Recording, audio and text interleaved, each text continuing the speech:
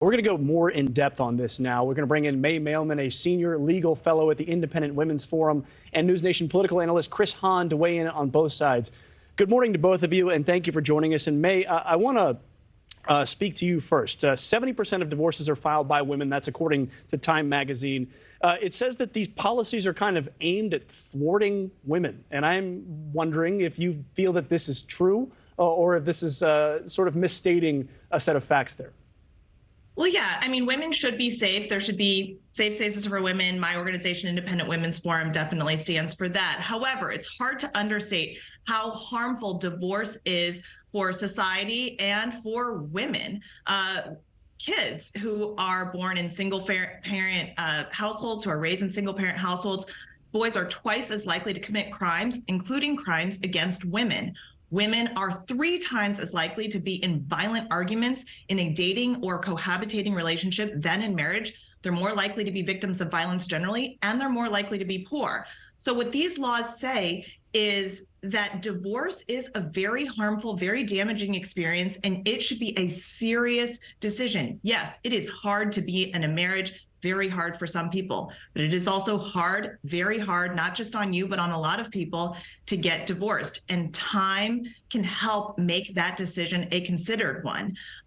The people in this country who are most likely to report being very happy are those who say that marriage is very important. So I think we should be very clear-eyed about what it means to say that marriage should be some sort of promise meant to be broken, and what that would mean for women, what that would mean for society.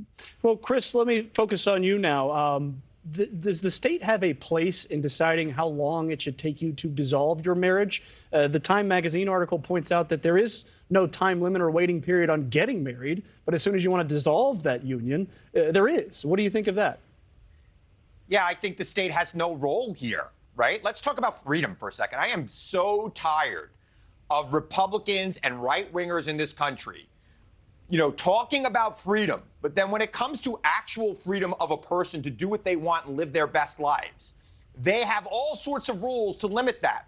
Divorce is not a decision between a man, a woman, and the state. It is a decision between a man and a woman, a husband and a wife, or a husband and a husband, or a wife and a wife now in America. This is not something that the state should be involved with. This is personal freedom. And quite frankly, the longer you leave somebody in a bad situation, the more likely it is that those people are going to be violent. Yes, I agree that divorce has a horrible economic impact on a lot of families. I grew up in a broken home, and we were poor as a result of that for a good period of my life. But I will tell you this right now. My parents were much better off separated than they would have been together.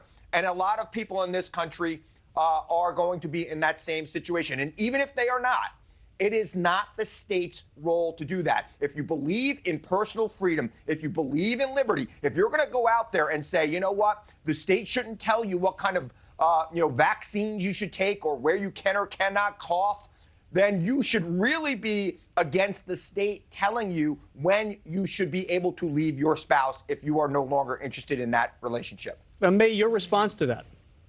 Well, of course the state regulates morals. In fact, that's one of the reasons that the state exists. We don't just say, you know what, if you feel like murdering today, do it. If you don't feel like murdering, don't do it. Oh. The state steps in. Murder and divorce are a bit different, I think.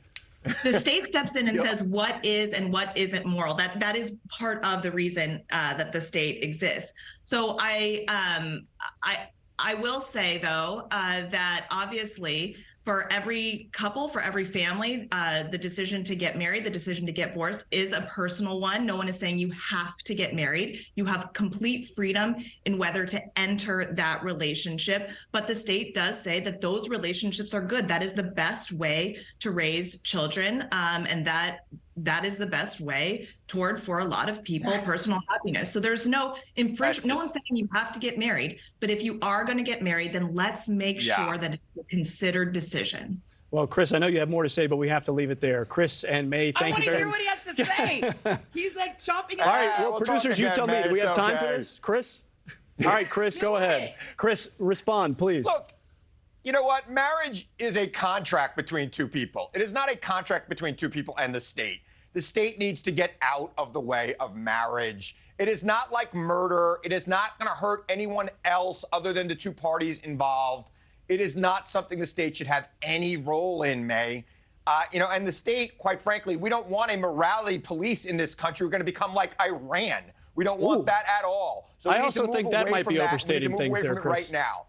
Yeah, probably, but I'm on TV. That's what we're here for. The state being involved in divorce may not be the same as Iran's morality police either.